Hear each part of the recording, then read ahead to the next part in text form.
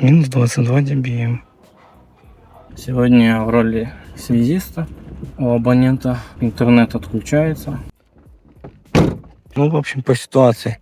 По линии все стабильно, потерь практически нет.